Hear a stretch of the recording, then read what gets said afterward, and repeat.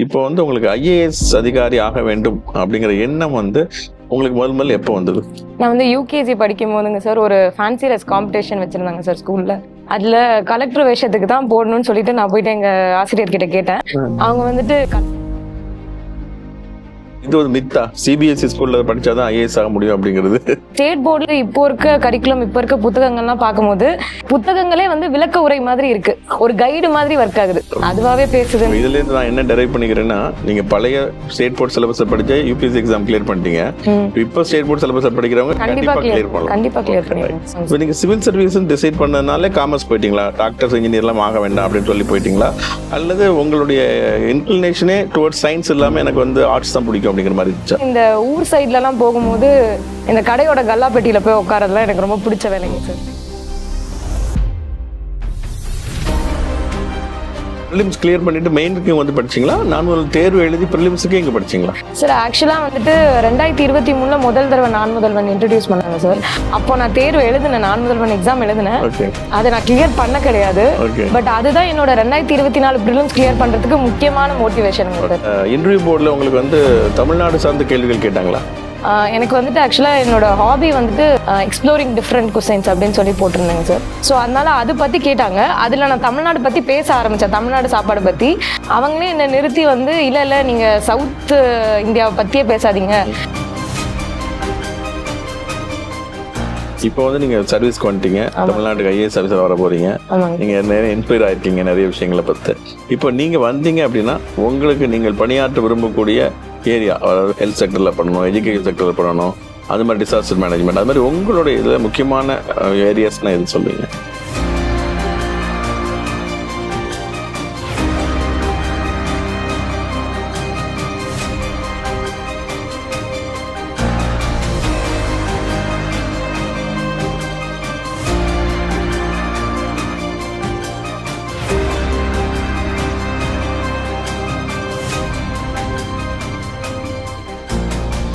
அகில இந்திய குடிமைப்பணி தேர்வுக்கு தயாராகி கொண்டிருக்கும் தமிழ்நாட்டு தம்பி தங்கைகளுக்கு அன்பு வணக்கம். நான் டாக்டர் சங்கர சரவணன், முதல்வர், அகில இந்திய குடிமைப்பணி தேர்வுக்கான பயிற்சி மையம், தமிழ்நாடு அரசு. இன்றைக்கு நாம் சந்திக்க இருக்கின்ற வெற்றியாளர், சாதனையாளர், ஐஏஎஸ் தேர்விலே வெற்றி பெற்ற தமிழ்நாட்டைச் சேர்ந்த உயர்ந்த இடத்தை பிடித்த ஒரு மாணவி ஒருவரை வெற்றியாளராக சந்திக்க இருக்கிறோம். அவருடைய பெயர் என்னன்னு நீங்களே கேளுங்க, என்ன ரேங்க் அப்படிங்கறத நீங்களே கேளுங்க, உங்க எப்படி இன்ஸ்பயர் ஆனாங்க அப்படின்னு இப்போ கேளுங்க. வணக்கம். வணக்கம் சார். உங்களை அறிமுகப்படுத்துங்களேன். சார் என் பேர் வந்து மோனிகாங்க சார். இப்போ ரீசெண்டா 2024 நடந்த சிவில் சர்வீசஸ் எக்ஸாமினேஷன்ல ஆல் இந்தியா லெவல்ல 39th ரேங்க் எடுத்திருக்கேங்க சார். 39வது இடத்துல அகில இந்திய இடத்துல வந்திருக்கீங்க. ஸோ அப்போ நீங்க ஐஏஎஸ் ஆயிடுவீங்க. தமிழ்நாட்டிலே ஹோம் கேடர்னு சொல்லக்கூடிய தமிழ்நாட்டுக்கு ஐஏஎஸ் அதிகாரியா வர போறீங்க. ஆமாங்க சார். Very good. இப்போ வந்து உங்களுக்கு ஐஏஎஸ் அதிகாரி ஆக வேண்டும் அப்படிங்கிற எண்ணம் வந்து முதல்ல எப்போ வந்து, சில பேர் கல்லூரியில் வரும், சில பேர் ஸ்கூல்ல வரும், உங்களுக்கு முதல்ல எப்போ வந்தது? சார் நான் வந்து இது ஒரு சின்ன விளையாட்டுத்தனமான விஷயங்க சார். நான் வந்து யூகேஜி படிக்கும் போதுங்க சார் ஒரு ஃபேன்சி ட்ரெஸ் காம்படிஷன் வச்சிருந்தாங்க சார் ஸ்கூல்ல. அதுல கலெக்டர் வேஷத்துக்கு தான் போடணும்னு சொல்லிட்டு நான் போயிட்டு எங்க ஆசிரியர்கிட்ட கேட்டேன். அவங்க வந்துட்டு கலெக்டர் வேஷம்னா ஹைட்டா இருக்கவங்க தான் போடுவாங்க, நீங்க குள்ளமா இருக்கீங்க, அதனால நீங்க வந்துட்டு டீச்சர் வேஷம் எடுத்துக்கோங்க அப்படின்னு சொன்னாங்க. அன்னைக்கு நான் அழுதுகிட்டே வீட்டுல வந்துட்டு என்ன ரிஜெக்ட் பண்ணிட்டாங்க கலெக்டர் வேஷத்துக்கு அப்படின்னு சொல்லி எங்க அப்பா கிட்ட சொன்னேன். எங்க அப்பா விளையாட்டுத்தனமா வந்துட்டு ரீல்ல எதுக்குமா ஆகணும்னு ஆசைப்படுற, ரியல் ஆயிக்கலாம் அப்படின்னு சொன்னாங்க. அது அப்படியே கொஞ்சம் கொஞ்சமா வளர்ந்துங்க சார். அப்புறம் 2004 வந்துட்டு இந்த சுனாமி டைம்ல சார் நம்ம ராதாகிருஷ்ணன் சார் இருக்காங்க, அவங்களோட அந்த ஒரு கான்ட்ரிபியூஷன் சொசைட்டி, ஆமாங்க சார், அந்த கான்ட்ரிபியூஷன் சொசைட்டிக்கு அதெல்லாம் பார்க்கும்போது ஸோ ஒரு ஐஏஎஸ் அதிகாரியானா இதெல்லாம் நம்மளால பண்ண முடியும், இதெல்லாம் நம்மளோட வேலையா நம்ம வேலையை ஒழுங்கா பண்ணாலே இதெல்லாம் பண்ண முடியும் அப்படின்ற ஒரு இன்ஸ்பிரேஷன் வந்ததுங்க சார். அதுக்கப்புறம் நிறைய ஐஏஎஸ் ஆஃபீஸர்ஸ் அவங்களோட கான்ட்ரிபியூஷன்ஸ் எல்லாம் பார்க்கும்போது நம்மளும் அந்த மாதிரி ட்ரை பண்ணலாம், நம்மளும் அந்த மாதிரி ஆகலாம் அப்படின்றதுக்காக ப்ரிப்பரேஷன் ஆரம்பிச்சேன். நல்ல விதமா உங்களுக்கு இன்ஸ்பயர் ஆயிருக்கீங்க. பர்டிகுலர்லி எல்கேஜி யூகேஜியில் நடந்த ஒரு சம்பவம் வந்து உங்களுக்கு திருப்பு முனையாக அமைஞ்சிருக்கு அப்படிங்கிறது கேட்பதற்கே மகிழ்ச்சியா இருக்கு. இப்போ நீங்க வந்து படிச்சது வந்து இது ஒன்றிய அரசு பாடத்திட்டத்துல பள்ளியில படிச்சீங்களா, சிபிஎஸ்இ ஸ்கூல்ல படிச்சீங்களா, அல்லது ஸ்டேட் போர்ட்ல தான் படிச்சீங்களா? ஸ்டேட் போர்ட்ல தாங்க சார் படிச்சேன். 10வது வரைக்கும் வந்துட்டு கவர்மெண்ட் எய்டட் ஸ்கூல்ல படிச்சேங்க சார். 11, 12 வந்து மெட்ரிகுலேஷன் ஸ்கூல்ல, ஆனா அதுலயும் ஸ்டேட் போர்ட் சிலபஸ் தான். ஸ்டேட் போர்ட் தான் படிச்சீங்க. அப்போ இது ஒரு மித்தா, சிபிஎஸ்இ ஸ்கூல்ல படிச்சாதான் ஐஏஎஸ் ஆக முடியும் அப்படிங்கிறது சார் அப்படி இல்லைங்க சார். இப்போ இருக்க கரிக்குலம், இப்போ இருக்க புத்தகங்கள்லாம் பார்க்கும்போது, என்னோட காலத்துல இருந்த ஸ்டேட் போர்ட் புத்தகங்களுக்கு இப்போ ரொம்ப அட்வான்ஸா அட்வான்ஸ்டா இருக்குங்க சார் உண்மையுமே. என்னோட காலத்துல வந்துட்டு படிக்கும்போது நிறைய விஷயங்கள் எனக்கு புரியாது. புக்கு பார்க்கும்போது நம்ம வெளியில ஆசிரியர்கிட்ட கேட்டா புரியுற மாதிரி இருந்தது. இப்போ புத்தகங்களே வந்து விளக்க உரை மாதிரி இருக்கு. புத்தகங்களை படிச்சா இப்போ என்னோட தங்கச்சி தம்பிங்களோட புக் எடுத்து படிக்கும் போது அதுவே விளக்க உரை மாதிரி இருக்கு. சோ இப்போ அந்த மித்தெல்லாம் உடைஞ்சு. மட்டும் நான் டெக்ஸ்ட் புக் கார்பரேஷன்ல 8 வருஷமா பணியாற்றினேன். ஓ சரி. புதிய புத்தகங்களை உருவாக்குறதுல அப்போதைய கல்வித்துறை செயலர் உதயச்சந்திரன் சாரோட இணைந்து பணியாற்றக்கூடிய வாய்ப்பு எனக்கு. ரொம்ப நன்றிங்க சார். ஆக்சுவலா புத்தகங்கள் வந்து இப்போ விளக்க உரை மாதிரி இருக்குங்க சார். அதுதான் தேவை மாணவர்களுக்கு. ஏன்னா ஜென்ரலா என்னோட ஃப்ரெண்டு கூட ஒருத்தவங்க சொல்லுவாங்க, முன்னாடி நாளே படிச்சுட்டு போயிடுவாங்களாமா கிளாஸ்க்கு போகும்போது. சோ அப்படி படிச்சுட்டு போற அந்த மாதிரி இருக்க பசங்களுக்கு இப்போ இருக்க புத்தகங்கள் வந்துட்டு ஒரு கைடு மாதிரி ஒர்க் ஆகுது. அதுவாவே பேசுது. இதுல இருந்து நான் என்ன டெரைவ் பண்ணிக்கிறேன்னா, நீங்க பழைய ஸ்டேட் போர்ட் சிலபஸ் படிச்ச யூபிஎஸ்சி எக்ஸாம் கிளியர் பண்ணிட்டீங்க. இப்போ ஸ்டேட் போர்ட் சிலபஸ் படிக்கிறவங்க கண்டிப்பா கிளியர் பண்ணலாம். கண்டிப்பா கிளியர் பண்ணிடுவோம். ஒரு நல்ல நம்பிக்கையான விஷயத்தை கொடுத்துருக்கீங்க. இப்போ வந்து நீங்க படிச்ச ஃபீல்டுக்கு வருவோம். இப்போ வந்து நீங்க காமர்ஸ் படிச்சீங்க. இப்போ நீங்க சிவில் சர்வீஸ் டிசைட் பண்ணதுனால காமர்ஸ் போயிட்டீங்களா? டாக்டர்ஸ் இன்ஜினியர்லாம் ஆக வேண்டாம் அப்படின்னு சொல்லி போயிட்டீங்களா? அல்லது உங்களுடைய இன்க்ளினேஷனே டுவர்ட்ஸ் சயின்ஸ் இல்லாம எனக்கு வந்து ஆர்ட்ஸ் தான் பிடிக்கும் அப்படிங்கிற மாதிரி இருந்துச்சா? சார் ஆக்சுவலா உண்மை என்னன்னா வந்து எனக்கு சயின்ஸ் மேல பெரிய நாட்டம் இல்லை சார். 10th சயின்ஸ் வந்து ரொம்ப கஷ்டப்பட்டு தான் படிச்சேங்க சார். சோ அதனாலதான் எவ்வளவு மார்க் வாங்குனீங்க சார்? 10th நான் 478 எடுத்தேங்க சார். சயின்ஸ்ல 93 எடுத்தேன். ஆனா 93மே வந்து மனப்பாடம் பண்ணி எடுத்ததுதான் சார். புரிஞ்சு படிச்சது கிடையாது. மத்த 4 சப்ஜெக்ட்லயும் புரிதல் அதிகமா இருந்தது. சயின்ஸை பொறுத்த வரைக்கும் மார்க் எடுக்கணும்ன்றதுக்காக மனப்பாடம் பண்ணி படிச்சேங்க சார். அதனால 11th and 12th அதே ஒரு பழக்கமா ஆக்கிடக்கூடாதுன்றதுனால நான் சயின்ஸ் குரூப் எடுக்கலைங்க சார். ரெண்டாவது இன்னொன்னு என்னன்னா சார், இந்த வரவு செலவு, இந்த கணக்கு இதெல்லாம் வந்து ஓரளவுக்கு எனக்கு இன்ட்ரெஸ்ட் இருந்ததுங்க சார். சும்மாவே போய் இந்த கடையில வாங்கும் போது பண்றது. இல்லைங்க சார். பட் ஆனா இந்த ஊர் சைட்ல எல்லாம் போகும்போது இந்த கடையோட கல்லா பெட்டியில போய் உட்காரதுலாம் எனக்கு ரொம்ப பிடிச்ச வேலைங்க சார். சோ அந்த மாதிரி சின்ன சின்ன இன்ட்ரெஸ்ட். சரி ஓகே அப்படியே காமர்ஸ் குரூப் எடுப்போம் அப்படின்னு சொல்லிட்டு எடுத்துட்டேங்க சார். அப்பா இதுவும் பிசினஸ்ல இருக்காங்களா? ஆமாங்க சார். அப்பா ஒரு டிரான்ஸ்போர்ட் பிசினஸ்ல இருக்காங்க. அதனால உங்க கல்லாப்பட்டியில உட்காந்து உங்களுக்கு காமர்ஸ் படிக்கணும் அப்படின்னு ஆர்வம் வந்துருச்சு. ஆமாங்க சார். மகிழ்ச்சி. இப்போ வந்து நீங்க நான் முதல்வன் ஸ்கீம்ல வந்து இங்க வந்து பயிற்சி எடுத்தீங்க இல்லையா? எப்போ வந்து எத்தனாவது அட்டெம்ப்ட்ல நீங்க கிளியர் பண்ணிருக்கீங்க? 4வது அட்டெம்ப்ட்ல கிளியர் பண்ணிருக்கேங்க சார். 2 அட்டெம்ப்ட் வந்து வேலைக்கு போயிட்டே கொடுத்தேங்க சார். ஓகே. எங்க வர்க் பண்ணீங்க சார்? நான் வந்து கரூர் வைஷ்யா பேங்க்னு சொல்லிட்டுங்க சார், கரூர்ல ஹெட் ஆபீஸ்ல ஒர்க் பண்ணீங்க சார். ஓகே. அதுக்கப்புறம் வேலைக்கு போயிட்டு கிளியர் பண்றது இந்த எக்ஸாம் டிஃபிகல்ட்னு தோணுச்சுங்க சார். சோ அதனால அதை விட்டுட்டு நான் வந்துட்டு படிக்க ஆரம்பிச்சேங்க sir full time. Karur Vysya bank exam எழுதி கிளியர் பண்ணீங்களா? பிஓ வந்தீங்களா? இல்லைங்க சார். சிஏ முடிச்சிருந்தா வந்து டைரக்ட் ரெக்ரூட்மெண்ட் எடுத்தாங்க. ஓகே. அதுல இருந்து 2 years ஒர்க் பண்ணிட்டு then you quit the job. ஆமாங்க சார். குவிட் பண்ணிட்டு அதுக்கப்புறம் இங்க வந்தீங்க. பிரிலிம்ஸ் கிளியர் பண்ணிட்டு மெயினுக்கு வந்து படிச்சீங்களா? நான் ஒரு தேர்வு எழுதி பிரிலிம்ஸ்க்கு இங்க படிச்சீங்களா? சார் ஆக்சுவலா வந்துட்டு 2023 முதல் தடவை நான் முதல்வன் இன்ட்ரோடியூஸ் பண்ணாங்க சார். அப்போ நான் தேர்வு எழுதினேன், நான் முதல்வன் எக்ஸாம் எழுதினேன். அதை நான் கிளியர் பண்ண கிடையாது.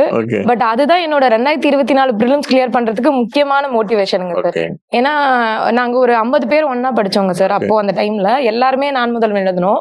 என்ன தவிர 49 பேருமே அந்த எக்ஸாம் கிளியர் பண்ணிருந்தாங்க சார். அந்த ரூம்ல நாங்க ஒன்னா ரிசல்ட் பண்ணோம். எல்லாமே ரொம்ப இன்ஸ்பைரிங்காவும் வித்தியாசமாவும் இருக்கு. அது எனக்கு அந்த மாதிரி அமைஞ்சிருச்சுங்க. சோ நாங்க எல்லாம் ஒரே ரூம்ல உட்கார்ந்து இருந்தோம். ரிசல்ட் வரும்போது எல்லாருமே கிளியர் பண்ணிட்டாங்க. என் பேர் மட்டும் அந்த ரிசல்ட்ல இல்லைங்க சார்.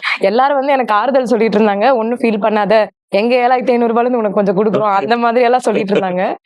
அதுக்கப்புறம் அந்த வருஷத்தோட பிரிலிம்ஸ் 2024 பிரிலிம்ஸ் நான் கிளியர் பண்ணுங்க சார். அதுக்கப்புறம் நான் முதல்வன் மெயின்ஸ்க்கு இங்க வந்தேங்க சார். அந்த மெயின்ஸ் அப்பவே வந்துட்டு 2025க்கான நான் முதல்வன் பிரிலிம்ஸ்க்கு எக்ஸாம் வச்சாங்க சார். அதை எழுதி அதுவும் கிளியர் பண்ணிருந்தேன். அதுவும் பண்ணாத விட்டுட்டீங்க. 49ல 1 மிஸ் ஆனது அடுத்த வாட்டி கிளியர் பண்ணிருக்கேன். அப்ப அந்த 7500 ரூபாய் 10 மாசம் வாங்கிட்டீங்க நீங்க. ரைட். ரொம்ப மகிழ்ச்சி. இப்ப வந்து அப்புறம் மெயின் எக்ஸாம் இங்க இருந்து படிச்சீங்க. இந்த அனுபவம் இங்க இருந்து அந்த அட்மாஸ்பியர் வந்து ஜெனரலி சொல்லுவோம், அந்த all India civil service coaching சென்டர்ங்கிறது ஒரு படிப்பதற்கான நல்ல ஒரு சூழலை உருவாக்கி கொடுக்கறது அப்படின்னு சொல்லிட்டு நம்ம சொல்லுவோம். அந்த அட்மாஸ்பியரை நீங்க எப்படி ஃபீல் பண்ணீங்க? சார் ஆக்சுவலா வந்துட்டு இப்போ எனக்கு வந்து முதல் தடவை மெயின்ஸுங்க. சோ எனக்கு அது அவ்வளோவா எப்படி படிக்கணும் என்ன பண்ணணும் அந்த ஒரு வழிமுறை அதெல்லாம் எதுவுமே பெருசா இல்லை. நான் வந்து சரி கிளியர் பண்ணிட்டோம் வருவோம் அந்த மாதிரி ஒரு மைண்ட் செட்ல தான் வந்தேன். அப்போ நிறைய பேர் என் கூட படிக்கும் போது அவங்க கிட்ட இருந்தெல்லாம் இன்புட்ஸ் அப்படியே டைரக்டா வாங்கிக்கிறதுக்கு ஒரு முதல் இடமா இருந்ததுங்க சார். ரெண்டாவது இங்க இருந்த டீச்சர்ஸும் சரி, ஃபேக்கல்டிஸ், மென்டர்ஸ், அப்புறம் சார்ஸும் சரி, எல்லாருமே வந்துட்டு டைரக்டா நம்ம என்ன பண்றோன்றத பார்ப்பாங்க. இப்போ நான் வந்து படிச்சுட்டு இருக்கேன், திடீர்னு ஒரு மாதிரி சோகமா இருக்கேன்னா கூட வந்துட்டு என்னம்மா பிரச்சனை, என்ன உனக்கு இப்போ இதானே நான் உனக்கு சொல்றேன், அந்த அளவுக்கு அப்ரோச்சபிளா இருந்தாங்க சார். அது ஒண்ணு. மூணாவது விஷயம் வந்துட்டு அந்த டெஸ்ட்டுக்கான டிசிப்ளின் சார். ஆட்டோமேட்டிக்கா அது வந்துருது. இப்போ எங்களோட இதுல மெயின்ஸ்க்கு வந்துட்டு வாரத்துக்கு ஒரு செக்ஷனல் டெஸ்ட் வச்சாங்க, அப்புறம் எஸ்ஏ எல்லாம் வச்சிருந்தாங்க. ஸோ இது வரைக்கும் நான் ஒரு டெஸ்ட் கூட மிஸ் பண்ணல, எல்லா நான் முதல்வன் டெஸ்ட்டும் எழுதுனேன். ரீசன் என்னன்னா வந்துட்டு ஒண்ணு அதெல்லாம் எழுதணுன்ற முடிவு முதல்ல இருந்தது. ரெண்டாவது எங்க பார்த்தா எழுதலையேம்மா அப்படின்னு கேட்டுற போறாங்கன்ற ஒரு அச்சம் இருந்தது. மூணாவது கூட இருக்க எல்லாருமே எழுதிட்டு இருந்தாங்க. ஸோ அந்த ஒரு இதுவும் இருந்ததுங்க சார். சோ அதனால ஆமாங்க சார். இப்போ வந்து நீங்க தேர்வு எழுதுறீங்கம்மா, எல்லா தேர்வும் விடுபடாம எழுதுவீங்களா, இடையில கொஞ்சம் ஸ்கிப்பிங் இருக்குமா? சார் ஆக்சுவலா வந்துட்டு நான் எல்லாமே விடுபடாம தான் சார் எழுதுனேன். இங்க தேர்வு எழுதுனேன். அது இல்லாம நானா கூட எழுதி எடுத்துட்டு போய் டீச்சர்ஸ் கிட்ட கரெக்ஷன் வாங்கிட்டும் வந்துட்டு இருந்தேன் சார். அதாவது டெஸ்ட் ஷெட்யூல்ல இல்லாம தனியா கொஞ்சம் அடிஷனலா ஏதாவது எழுதிட்டு வேற ஏதாவது ஏதாவது ப்ரீவியஸ் இயர் கொஸ்டினா இருக்கலாம், இல்ல ஏதாவது ஒரு ரேண்டம் கொஸ்டின் அது வந்திருக்கும், அதை வந்து கூட எழுதி எடுத்துட்டு போயிட்டு இதை கொஞ்சம் கரெக்ட் பண்ணி தர முடியுமா அந்த மாதிரி கேட்டும் கரெக்ஷன் வாங்கிட்டு வந்துட்டு. மெயின்ஸ்ல வந்து உங்களுக்கு எவ்வளவு மார்க் வந்ததுமா சார்? எனக்கு 801 வந்திருந்தது. 801 மதிப்பெண்கள் ரிட்டர்ன்ல வந்திருக்கு. நல்ல மார்க். 800 மேலங்கிறது ரொம்ப நல்ல மார்க். டாப்ல வந்துருவீங்க, 50 பேருக்கு ரேங்க்ல வருவீங்க அப்படின்னு அந்த மார்க் வந்து உறுதிப்படுத்துது. இன்டர்வியூல எவ்வளவு வந்தது? 201 சார். 201. எல்லாமே 1 வந்திருக்கேன். 201 மார்க். அந்த இன்டர்வியூ போர்டுல உங்களுக்கு வந்து தமிழ்நாடு சார்ந்த கேள்விகள் கேட்டாங்களா? சார் எனக்கு பெருசா தமிழ்நாடு சார்ந்த கேள்விகள் எதுவும் இல்லைங்க சார். எனக்கு வந்துட்டு ஆக்சுவலா என்னோட ஹாபி வந்துட்டு சாப்பாடு ரிலேட்டடுங்க சார். எக்ஸ்ப்ளோரிங் டிஃப்ரெண்ட் குசைன்ஸ் அப்படின்னு சொல்லி போட்டிருந்தேங்க சார். ஸோ அதனால அது பத்தி கேட்டாங்க. அதுல நான் தமிழ்நாடு பத்தி பேச ஆரம்பிச்சேன், தமிழ்நாடு சாப்பாடு பத்தி. அவங்களே என்ன நிறுத்தி வந்து இல்ல நீங்க சவுத் இந்தியாவை பத்தியே பேசாதீங்க, நார்த்ல உங்களுக்கு பிடிச்ச சாப்பாடுங்களை பத்தி சொல்லுங்க அப்படின்னு சொல்லி டைவர்ட். என்னது உங்களுக்கு பிடிச்ச சாப்பாடு? சார் நான் வந்துட்டு அதுவும் அகைன் லக்குன்னு சொல்லுவாங்களா இல்ல வந்துட்டு நேரம்னு சொல்லுவாங்களா தெரியல, நான் தமிழ்நாடு பவன்ல ஸ்டே பண்ணிட்டு இருந்தேங்க சார். முன்னாடி நாள் வந்துட்டு பீகார் பவன்ல போயிட்டு ஒரு லஞ்ச் சாப்பிட்டேன். அந்த லஞ்சை பத்தி என்னோட இன்டர்வியூல வந்துட்டு பேசிட்டேங்க சார். பிஹாரி ஃபுட் பத்தி பேசினேன். அதுக்கு முன்னாடி ராஜஸ்தானி, பஞ்சாபி தனியா சாப்பிட்டுருக்காங்க சார், அது பத்தியும் பேசினேன். அவங்க அதுக்கப்புறம் ஒரு கேள்வி கேட்டாங்க, இந்த மாதிரி இந்த 3 சாப்பாடுல நீங்க ரேங்க் பண்ணுங்க, உங்களுக்கு பிடிச்ச மாதிரி ரேங்க் பண்ணுங்க அந்த மாதிரி கேட்டாங்க. நான் பீகார் ஃபர்ஸ்ட் சொன்னேன், ரெண்டாவது வந்துட்டு பஞ்சாப், மூணாவது ராஜஸ்தான் சொன்னேன். என்னோட நேரம் அந்த சேர்மேன் வந்துட்டு பீகார் இருக்காரு. அதனால வந்து அவருக்கு அதனால இன்ஸ்பயர் ஆயிட்டாரா தெரியல, பட் அதுவுமே ஒரு எனக்கு தெரியாதுங்க சார். வெளியில வந்துட்டு நான் இந்த டிரான்ஸ்கிரிப்ட் எல்லாம் டைப் பண்ணும் போது என்னோட ஃப்ரெண்ட்ஸ் எல்லாம் தான் சொன்னாங்க, சேர்மனே பீகார் போச்சு, ஐஸ் வச்சுட்டு வந்துட்டேன் நீ அந்த மாதிரி சொன்னாங்க. ஜெனரலி ராஜஸ்தானி ஃபுட் நல்லா இருக்குமாங்க, பஞ்சாபி ஃபுட்? ஆமாங்க. இப்பதான் முதல்ல பீகாரி ஃபுட் நல்லா இருக்கும். பீகாரி கொஞ்சம் அத்தன்டிக்கா இருக்க மாதிரி இருக்கும் சார். பெப்பர் நிறைய யூஸ் பண்ணுவாங்க. மிளகு எனக்கு பிடிக்கும் சார், மிளகாயை விட மிளகு பிடிக்கும். சோ அதனால அந்த ஃப்ளேவர் கொஞ்சம். நான் பீகாரி ஃபுட் சாப்பிடணும்னு எனக்கு ஆசை வந்துருச்சு. நான் நிறைய நார்த் இந்தியால சாப்பிட்டுருக்கேன், பட் இருந்தாலும் பீகாரி ஃபுட் நீங்க தான் இப்ப அறிமுகப்படுத்திருக்கீங்க. ஓகே, நல்லது. பீகாரி ஃபுட்டுக்கான ஒரு அம்பாசிடராகவும் மாறிட்டீங்க நீங்க. முடியும் போதும் அவர் அததான் சார் சொன்னாரு, எங்களுக்கு பசிக்குது உங்ககிட்ட பேசிட்ட பிறகு, நாங்க சாப்பாடுக்காக வெயிட் பண்றோம் அந்த மாதிரி சேர்மேன் சொன்னாங்க. சோ அதுவுமே எனக்கு ரொம்ப சந்தோஷமா இருந்ததுங்க சார். Very good. நல்ல ஒரு சுவையான இன்டர்வியூன்னு சொல்லலாம். ஆமாங்க சார்.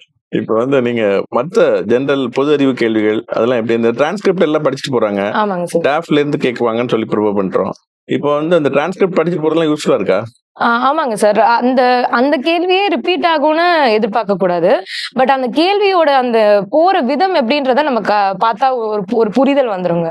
எப்படின்னா வந்துட்டு இப்போ நம்ம வந்து ஒரு வேர்டு போட்டிருக்கோம். இப்போ ஃபார் எக்ஸாம்பிள் என்னோட டாஃப்ல வந்துட்டு நான் கர்நாடிக் சங்கீதம் எனக்கு பிடிக்கும் அப்படின்னு சொல்லி போட்டிருந்தேன். எனக்கு போனதுமே ஒரு கர்நாடிக் சங்கீதம் பிடிக்குமான்னு கேட்டது சந்தோஷமாயிடுச்சு. சரி அதை பத்தி தான் கேட்க போறாருன்னு. ஆனா அவர் என்ன பண்றாருன்னா, அடுத்து கர்நாடிக் சங்கீதத்தை பத்தி இப்ப பேச வேண்டாம், நீ ஜாஸ் பத்தி சொல்லு, ராக் பத்தி சொல்லு, பாப் பத்தி சொல்லுன்ட்டு பேரலான மியூசிக் பத்தி கேட்க ஆரம்பிச்சாரு. இது வேற ஒரு டாஃப்ல என்ன ஆயிடுச்சுங்க சார், ஒருத்தர் வந்துட்டு பரதநாட்டியம் ஆடுவேன்னு சொல்லி போட்டிருந்தாங்க டிரான்ஸ்கிரிப்ட்ல. அவங்க கிட்ட வந்து ஒடிசி அப்புறம் வந்துட்டு மணிப்பூரி டான்ஸ் பத்தி எல்லாம் கொஸ்டின் கேட்டிருந்தாங்க. சோ அதனால நான் வந்துட்டு ஒரு இருக்கட்டுமேன்னு சொல்லிட்டு பேரலாவும் படிச்சுட்டு போயிருந்தேன். சோ அது ஒரு விதம் நம்மளுக்கு தெரிஞ்சதுங்க. சோ டிரான்ஸ்கிரிப்ட் நம்ம இந்த மாதிரி இன்டர்பிரட் பண்ணா பெட்டரா இருக்கும். நல்ல பாயிண்ட். இது வந்து உங்களுக்கு இருக்குது. இப்போ வந்து நீங்க வந்து நியூஸ் பேப்பர் படிக்கிறது ஜெனரலி யூபிஎஸ்சிக்கு ரொம்ப முக்கியம் ஆமாங்க. சொல்லுவாங்க. நீங்க அந்த படிக்கிற பழக்கம் எப்போ வந்து டெவலப் பண்ணிக்கிட்டீங்க? சார் என்னோட இதுல வந்துட்டு நான் 6வது வந்து 10வது வரைக்கும் டெய்லி நியூஸ் பேப்பர் படிச்சுட்டு இருந்தேங்க சார். 11, 12 நியூஸ் பேப்பர் பெருசா படிக்கலைங்க சார். திரும்பி காலேஜ்ல வந்துட்டு முதல் 2 வருஷம் படிக்கல. 3வது வருஷம் அப்புறம் ஆர்டிகல்ஷிப்ல முதல் வருஷம் படிச்சேங்க சார். அதுக்கப்புறம் திரும்பி ஒரு 4 வருஷம் பக்கம் நியூஸ் பேப்பர் படிக்கிறதே இல்லை. அதுக்கப்புறம் படிப்பேன். அது மோஸ்ட்லி இந்த மார்க்கெட் பத்தி, எக்கனாமிக்ஸ், அப்புறம் பேங்க்குக்கு தேவையானது, பேங்கிங் நியூஸ் அந்த மாதிரி தான் இருக்குமே தவிர ஜென்ரலா பொலிட்டிக்கலோ இல்லை வந்து ஜென்ரலா என்ன நடக்குது அந்த மாதிரி நியூஸ் பெருசா படிக்கல சார். ஸோ திரும்பி நான் 2022 செப்டம்பர்ல ப்ரிப்பரேஷன் ஆரம்பிச்சேன்.